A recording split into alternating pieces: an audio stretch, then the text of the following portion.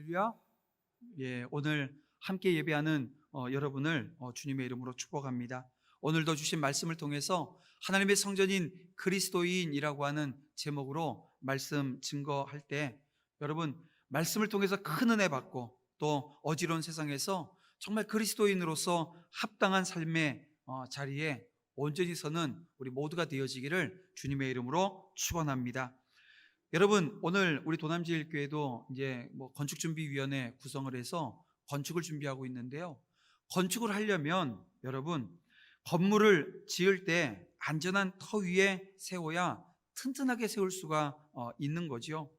그렇다고 한다면 여러분, 이 외형적인 건물도 그런데 오늘 우리의 영적인 존재로서의 교회는 어떻게 지어야 할까요? 터는 어떠해야 되며 또 무엇으로 세우고 어떻게 보존해 나가야 될 것인가 라고 하는 것을 오늘 우리가 말씀을 통해서 함께 헤아려 보길 원합니다. 첫 번째로 이 영적인 존재로서의 이 교회는 예수 그리스도를 터를 삼아야 된다는 거예요. 예수 그리스도를 터 삼아야 된다라고 하는 것을 오늘 우리가 헤아려야 됩니다. 여러분, 바울은 자신이 받은 하나님의 은혜를 따라 교회의 터를 닦았다 이렇게 말씀하고 있는데요. 여러분 10절 말씀을 우리 다시 한번 보겠습니다. 다시 한번 봅니다. 내게 주신 하나님의 은혜를 따라 내가 지혜로운 건축자와 같이 터를 닦아두매 다른 이가 그 위에 세우나 그러나 각각 어떻게 그 위에 세울까를 조심할지니라 말씀하고 있어요. 여기서 보세요. 내게 주신 하나님의 은혜를 따라 교회의 터를 닦았다 이렇게 말씀하고 있습니다. 여러분, 이 말씀의 의미가 무엇일까요? 지금 여러분, 사도 바울은 자신이 이 고린도 교회 안에서 어떤 역할을 해야 되는가, 다시 말하면 이 교회를 개척하면서 자신이 이 교회 안에서의 역할이라고 하는 것에 대해서 분명히 한계를 정했다라고 하는 것입니다. 여러분, 고린도에 도착한 지 1년 반이라고 하는 시간이 지났습니다. 이제 이 시간이 되어져서 바울은 선택의 기로에 서게 되었습니다. 그는 계속해서 고린도에 머물 수도 있었어요. 그런데 개척한 교회에 머물러서 사도로서 또 목회자로서 자신이 전도한 사람들의 그 양육의 부분을 감당할 수도 있었다는 것입니다. 어쩌면 그 삶이 더 안정적이었고 풍요로웠을지 모릅니다. 만일 그가 고린도에 그냥 머물러 있었다고 한다면 여러분, 이 고린도 교회에 거짓 교사들이 들어와서 교회를 어지럽게 되어지는 그 상황에 절대 용납되어지지도 그런 상황이 만들어지지도 않았을 수 있습니다. 그런가 하면 사도 바울은 이 고린도 전서를 통해서 우리가 알게 되어지는 것은 고린도 성도들이 이 바울이 가지고 있었던 이 사도성조차도 의심을 했다는 거예요. 문제 제기를 했다는 거예요. 여러분, 그런 수치다스러운 그 상황도 만들어지지 않았을 수 있었습니다. 그런데요, 바울은 고린도를 떠났습니다. 왜 떠났습니까? 앞에서 우리가 이 10절 말씀을 통해서 보았지만 내게 주신 하나님의 은혜 때문에 떠나게 되어졌다는 것입니다. 무슨 말이냐면 바울은 목회적 자질이 없어서 고린도 교회를 떠난 게 아니라는 것입니다. 고린도 교회에서 생활하는 그 생활이 변변치 못해서 떠난 것은 더욱도 아닙니다. 오직 한 가지 이유, 그를 향하신 하나님의 뜻, 그리고 이것을 이루기 위해서 하나님께서 그에게 주신 은사가 무엇인가 라고 하는 것을 바울이 알았다는 것입니다. 여러분, 그것은 하나님께서 이 이방인의 사도로 이 바울을 부르시고 이 바울이 낯선 곳에 가서도 당당하게 복음을 전하고 교회를 개척할 수 있는 은사를 주셨다는 거예요. 이게 하나님께서 자기에게 주신 은혜였다는 것입니다. 은사였다는 거예요. 그래서 바울은 이 고린도 교회를 1년 반 정도 섬긴 다음에 떠나게 되어졌고요. 그 이후에 그 사역에 대한 바통을 누구에게요? 말씀을 가지고 정말 조목조목 잘 가르칠 수 있는 은사를 가진 누구에게요? 아볼로에게 이양을 하고 떠났다는 것입니다. 정리하면 이렇습니다. 이 바울이 고린도서를 쓰면서 쓰고 있는 표현대로 한다면 바울은 심는 은사가 있었다는 거예요. 그런가 하면 아볼로는 물주어 가꾸어내는 은사가 있었다는 것입니다.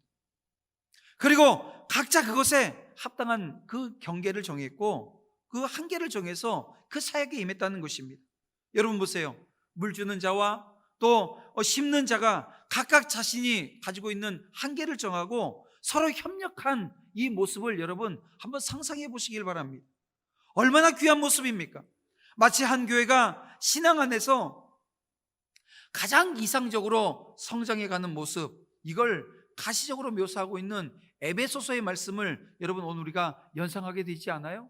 우리 한번 볼까요? 에베소서 4장 16절 말씀인데요, 그들에게서 온몸이 각 마디를 통하여 도움을 받음으로 연결되고 결합되어 각 지체의 분량대로 역사하여 그 몸을 자라게 하며 사랑 안에서 스스로 세우느니라. 여러분 이 말씀을 보십시오.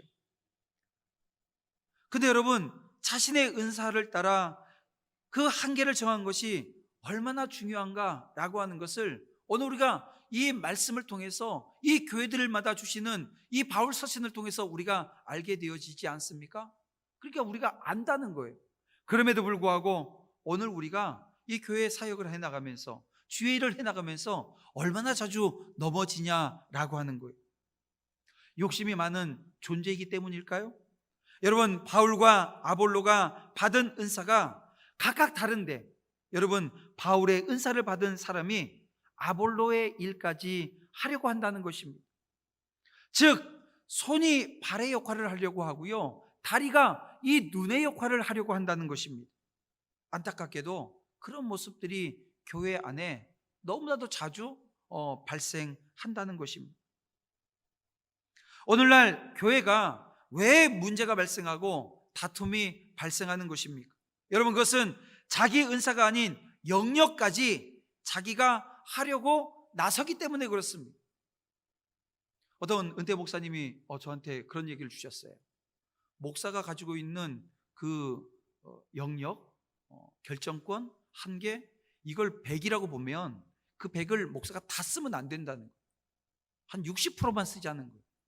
60%만 쓰게 되더라도 여러분 생각해 보세요. 10가지 중에 6가지를 제가 결정하면 많게 결정하는 겁니까? 적게 결정하는 겁니까?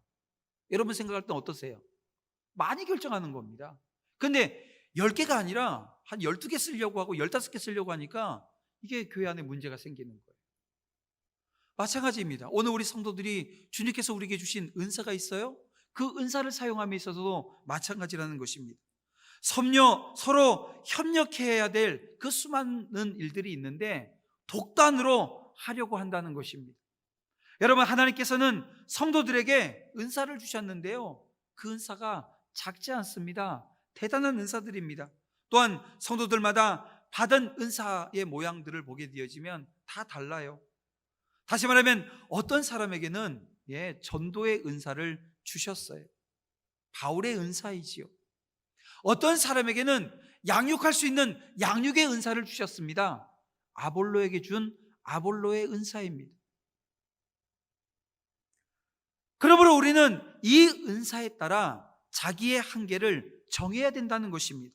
그리고 이 한계 안에서 어떻게 해요? 최선을 다해서 충성해야 됩니다. 근데 어떻습니까? 은사가 많은 사람들, 은사를 다양하게 하나님이 주셨음에도 불구하고 안 하려고 해요. 헌신의 자리에 쓰려고 하지 않습니다. 그런가 하면 어떤 사람은 한 개밖에 안 줬는데 한 10가지를 하고 싶은 거예요. 그런 모습이 교회 안에 있을 수 있거든요. 제가 지금 교회 부임하고 이제 도남지교회에 온 지는 3년이 넘었지만 부임한 지는 2년이 좀 넘었습니다.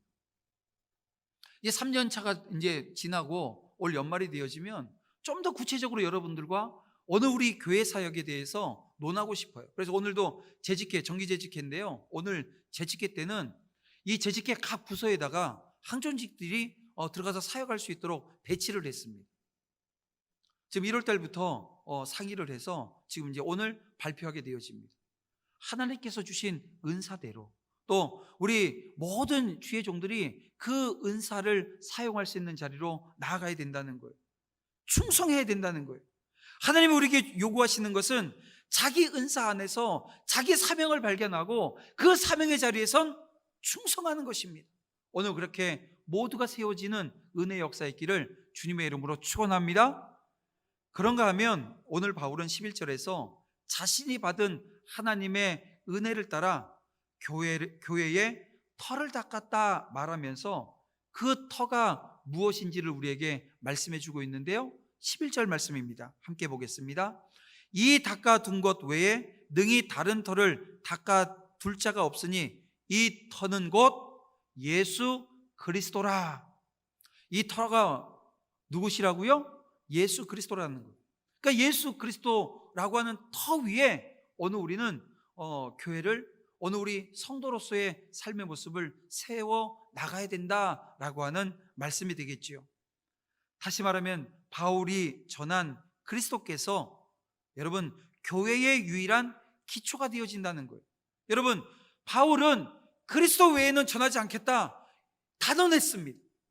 근데 그 그리스도가 오늘 저와 여러분의 신앙의 토대, 기초, 그 기준이 되어진다라고 하는 말씀을 지금 하고 있는 것입니다.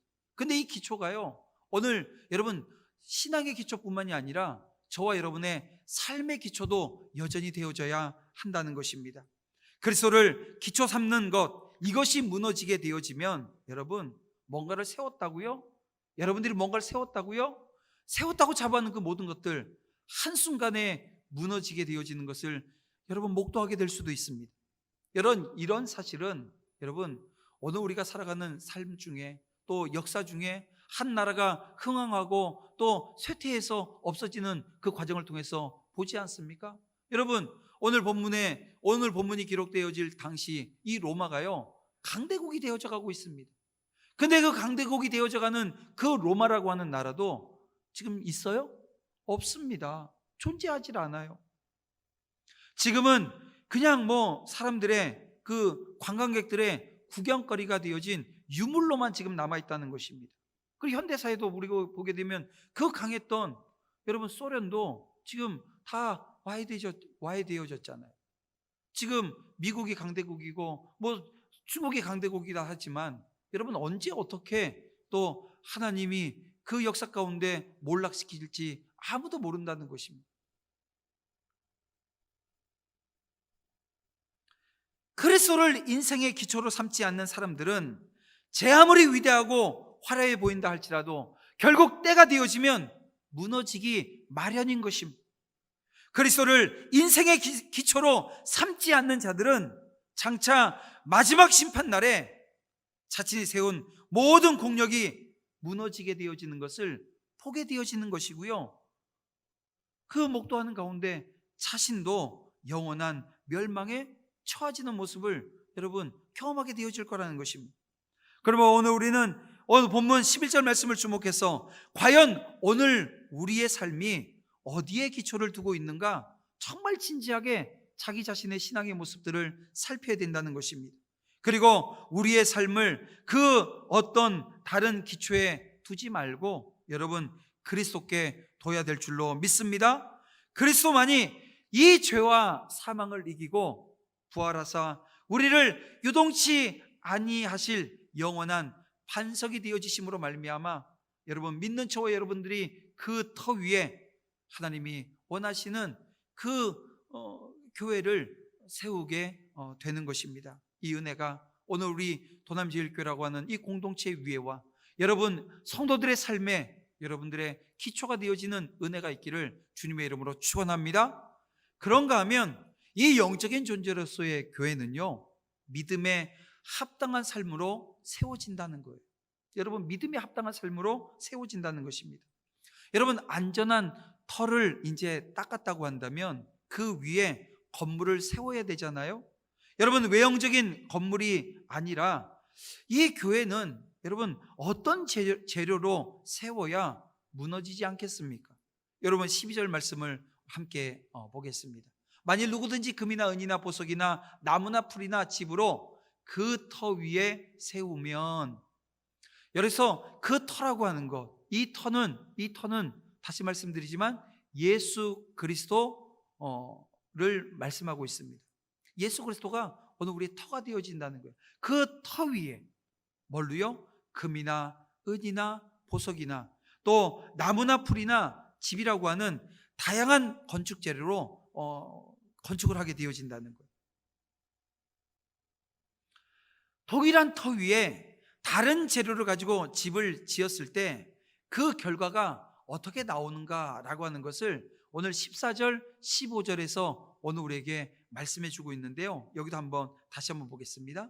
만일 누구든지 그 위에 세운 공적이 그대로 있으면 상을 받고 누구든지 그 공적이 불타면 해를 받으리니 그러나 자신은 구원을 받되 불 가운데서 받은 것 같으리라 이렇게 말씀하고 계십니다.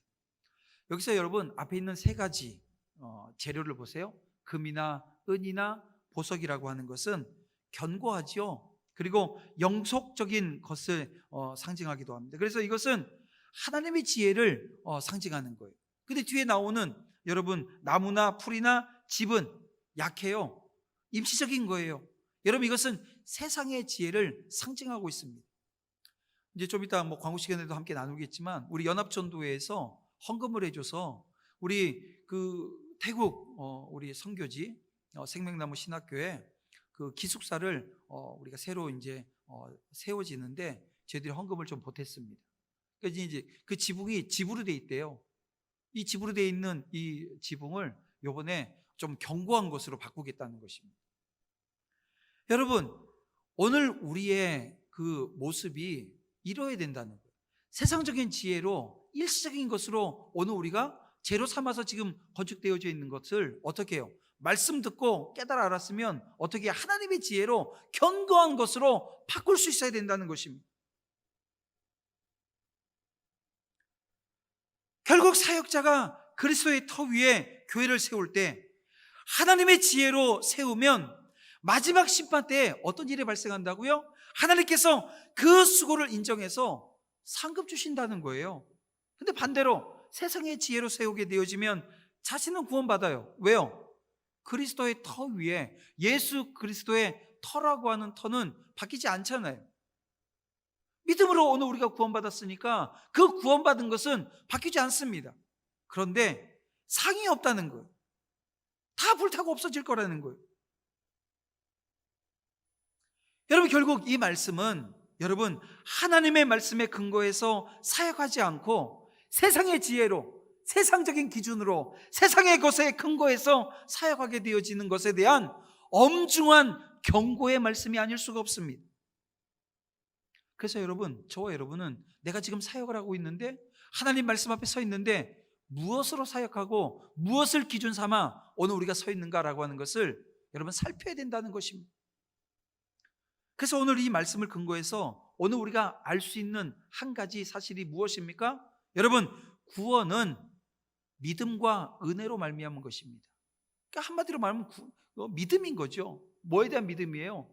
예수 그리스도 그분의 십자가 이 복음을 믿게 되어지면 여러분 오늘 우리가 구원받습니다. 하지만 상급은 자신의 삶에 달려있다라고 하는 것을 오늘 우리는 깨달아 알아야 된다는 것입니다. 그럼 어떻게 해야 되겠어요? 오늘 우리가 신앙생활함에 있어서 분발해야 되지 않겠습니까? 정말 분발해야 된다라고 하는 도전을 저와 여러분이 받게 되어진다는 것입니다. 여러분 오늘 우리 성도들은 종교개혁 이후에 구원은 오직 믿음으로 솔라 피데라고 이야기하죠. 오직 믿음으로 라고 하는 이 너무나도 놀라운 가치를 오늘 우리가 알고 신앙생활을 했습니다. 그래서 행위가 아닌 믿음으로 구원 얻었다라고 하는 성경적 진리가 이 종교개혁을 통해서 회복되어진 거예요. 얼마나 감사한 일인지 모릅니다. 왜냐하면 구원은 인간의 행위로 말미암은 것이 아니라 오직 하나님의 뜻과 하나님의 은혜로 말미암은 것이라고 하는 것을 성경은 일관되게 이 창세기부터 요한계시록까지 오늘 우리에게 말씀하고 있기 때문에 그래요. 근데 문제가 무엇입니까? 그 이후의 삶에 대해서 오늘 우리가 다소 관심을 소홀히 여긴 것은 아닌가라고 하는 거예요. 구원받은 이 믿음으로 말미암아 그냥 거기서 딱 끝난 거예요. 지난주에도 말씀드렸지만 구원의 문을 활짝 열고 들어와서 그냥 어떻게 했다고요? 거기 그냥 털퍼덕하고 철퍼덕하고 그냥 앉아버린 거예요. 더 이상 주님께 나가지 않는 것입니다. 믿음 이후의 생활, 영적인 성숙, 이것에 있어서 오늘 우리 안에 안일한 모습이 없었는가? 여러분 살피시라는 얘기예요. 같은 믿음의 토기에 있어도 신앙의 집을 짓는 재료가 어때요? 다르다는 거예요. 근데 다른데 최소한 어떻게 달라야 돼요? 금이냐, 은이냐, 보석이냐라고 하는 것으로 달라야 되지, 그것이 여러분 나무냐, 집이냐, 여러분 풀이냐, 이것으로 여러분 구별되어져서는 안 된다는 겁니다. 그러므로 오늘 우리는 단지 믿음으로 구원 얻었다, 구원받았다, 여러분 여기에 만족하지 말고 지금 이 시점부터 어떤 모습으로 살아야 될 것인가, 내가 어떻게 살아야 될 것인가에 여러분 집중하세요. 그래서 어떻게 세워진다고요? 믿음의 삶을 통해서 세워진다라고 하는 것을 기억해서 오늘 우리가 주님을 향한 믿음의 합당한 삶을 여러분 살아냄으로 말미암아 세워지는 은혜가 있기를 주님의 이름으로 축원합니다. 우리가 십자가 복음에 기초한 믿음 여러분 다 가지고 있는 줄 압니다. 그리고 이제 저와 여러분이 믿음의 삶에 여러분 어떤 모습으로 오늘 교회를, 성전되어진 나를 세워나갈 것인가, 여러분 말씀을 통해서 깨달아 오늘 이 시간이 결심하고 여러분이 헌신으로 교회를 세우겠다, 여러분 헌신으로 세운다라고 하는 것 여러분 기억하십시오. 작지 않습니다. 작은 자리가 아닙니다. 빛과 소금의 자리가 되어진다는 거요, 여러분 작은 자리가 아닙니다. 작은 결단으로 여러분 감당해낼 수 있는 것도 아닙니다. 성령 하나님께서 함께해 주셔야 가능한데요. 그래서 세 번째, 영적인 존재로서의 이 교회는요 성령으로 거룩하게 보존되어지는 것입니다. 새 건물을 지은 이후에 여러분 깨끗하게 보존해야 되지 않겠어요? 우리 도남제일교회도 이제 지은 지 오래되었습니다. 그래서 여기저기 손볼 때도 이제 많아졌고요. 우리 본당은 그래도 뭐 그래도 괜찮은데 뭐 다른 곳은 조금씩 이제 손봐 나가야 되는 과정 중에 있습니다. 청소하는 것도 여러분 오늘 뭐 교회 들어오시면서 더럽다 이런 생각 드셨나요? 예, 아마 그런 생각 안 하셨을 거예요. 왜냐면 어제 또 우리 성도들이 나와서 깨끗하게 청소하고 갔거든요. 근데 청소하시는 분들 보니까 누가 청소하시는지 물어봤더니 주소부를 보면 매주 나오잖아요. 예, 이제 이번 주는 충성교구, 화평교구가 와서 청소해야 되는데 제가 이번 주에 한번 출석 한번 불러보려고요. 충성교구, 화평교구. 안 부를 것 같죠? 네. 진짜 한번 불러봐야 되겠다 생각을 하는데, 제가 물어봤어요. 누가 와서 청소하느냐 그랬더니 중직자들이 와서 하는데, 아니 그 화평교구, 충성교구 와서 하는 게 아니고요, 아니고 중직자들이 와서 한대요. 그러면 중직자가 누군데요? 그랬더니 하는 얘기가 스스로 중직자라고 생각하시는 분들이 와서 청소를 하신대요. 맞나요? 그래서 그 말도 좀 어폐가 있긴 한데, 하여간 뭐 매주 뭐 이 광고 나가는 것과 상관없이 와서 이렇게 헌신들을 하시더라고요. 그런데 여러분 외형적인 교회도 누군가가는 청소해야 되고 치워야 되듯이 마찬가지예요. 오늘 우리가 어떻게 깨끗하게 신앙생활을 해 나갈 수 있냐는 거예요. 바울은 저와 여러분을 하나님의 거룩한 성전이라고 말씀하고 있습니다. 성령께서 교회에 임하셔서 교회를 거룩하게 보존해 주신다고 말씀하고 있습니다. 그러면 성령께서 오늘 우리 가운데 내주에 계신다는 거 아니에요? 성령께서 오늘 우리 가운데 찾아오셨다는 거 아니에요? 그럼 여러분 성령께서 여러분 가운데 내주하고 계신다라고 하는 것을 여러분 어떻게 확신하십니까? 어떻게 우리가 알 수 있냐는 거예요. 여러분 그것은 성령의 이 본질적인 사역을 보게 되어지면 확실하게 알 수 있습니다. 여러분 성령이 하시는 일이, 그 하시는 일의 중심이 무엇인가라고 하는 것을 오늘 우리가 보면 알 수 있습니다. 제가 축도할 때마다 성령 하나님의 감동, 감화, 역사, 인도, 교통, 충만하심이라고 하는 그 수식을, 왜냐하면 이게 다 성령께서 오늘 우리 가운데 오셔서 하시는 일들, 이것이 하시는 사역이시거든요. 근데 그 중에서도 본질적인 사역이 있다는 거예요. 그것이 무엇입니까? 바로 이 성령의 본질적인 사역은 오늘 우리의 죄, 이 죄의 문제를 해결해 주시는 거예요. 어떻게 해요? 예수 그리스도의 은혜를 알게 하시고 또 믿게 하신다는 것입니다. 정의하면 이렇습니다. 우리가 진정으로 그리스도를 구주로 믿고 고백하고 하나님을 아버지로 부른다고 한다면 여러분 확신하셔도 돼요. 성령 하나님께서 내 안에 내주하고 계심을 여러분 믿으시길 바랍니다. 그러므로 여러분 우리의 죄를 정케 하신 예수 그리스도의 십자가에 대한 믿음이 있는지, 그리고 말씀에 기록되어진 모든 진리와 계시가 마음으로 받아들여지고 있는지, 그래서 오늘 우리의 입술을 열어 여러분들의 삶의 자리에서 하나님을 찬양하고 감사하고 있는지, 여러분 요거 딱 답을 아멘 아멘 아멘 하고 낸다고 한다면 다시 말씀드리지만 성령께서 여러분들 가운데 내주하고 계심을 여러분 믿으시길 바랍니다. 우리는 죄악된 모습에도, 우리의 죄악된 모습에도 불구하고 하나님께서는 여전히 저와 여러분이 거룩한 성전이다, 이런 말씀을 우리에게 주십니다. 우리는 하나님의 성령이 거하시는 거룩한 성전 되어짐을 여러분 기억해야 합니다. 성령께서 저와 여러분은 거룩한 성전으로 보존하신다는 거예요. 성령께서는 우리가 하나님이 거하시는 처소가 되도록 만들어 가신다는 것입니다. 성령께서 우리를 거룩하게 지키시는 것을 여러분 믿으시기를 주님의 이름으로 축원합니다. 그런데 중요한 게 뭐냐 하면요, 성령이 거하시기는 거하시는데 어떻게 거하셔야 돼요? 충만히 거하는 은혜가 있기를 주님의 이름으로 축복합니다. 그러려면 어떻게 해야 될까요? 기도해야 됩니다. 제가 지난 주에 여러분들 금요일 날 저녁 8시에 알람 맞춰 놓으라고 말씀드렸는데 알람 맞춰 놓으셨어요? 안 맞춰 놓으신 것 같아요. 지난주 금요일 날도 제가 보니까 그 성령 충만을 위해서 우리가 기도하자고 했는데 안 맞추셨더라고. 지금 다 핸드폰 꺼내서 맞추세요. 예배 끝나고 다 맞추시기 바랍니다. 그리고 여러분 기도의 자리에 서세요. 기도의 자리에 서지 않으면, 기도하지 않으면 성령 충만이요? 말로만이에요. 말로만. 우리가 지금 52주년을 기념하면서 전 교인이 성경 쓰기 하는데요, 지금 보니까 벌써 다 쓰셔서 제출하신 분들이 있대요.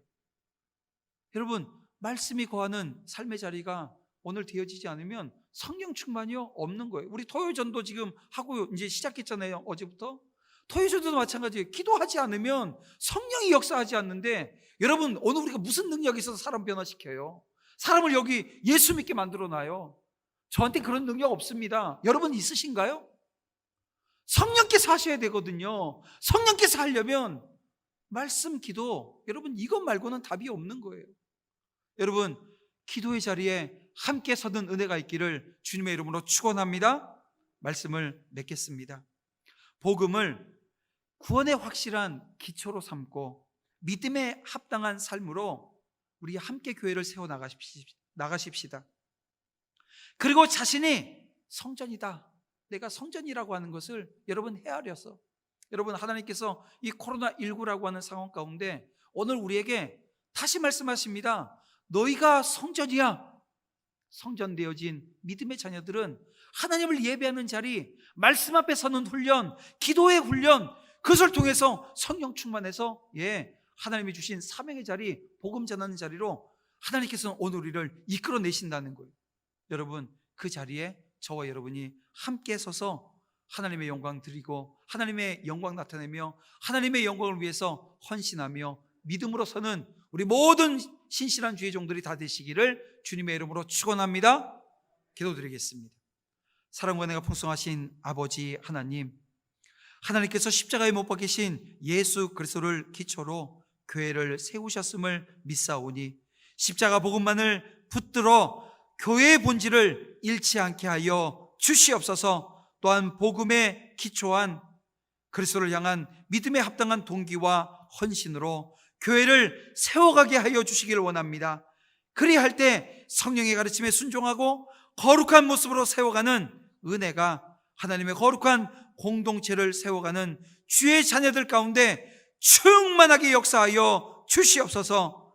이제 다시 시작되어진 한 주의 시작을 예배로, 말씀으로 시작하오니 거룩한 성전 되어진 자신의 모습을 바로 세우기 위해서 말씀으로 승리하게 하여 주시옵소서. 예수님의 이름으로 기도드립니다. 아멘.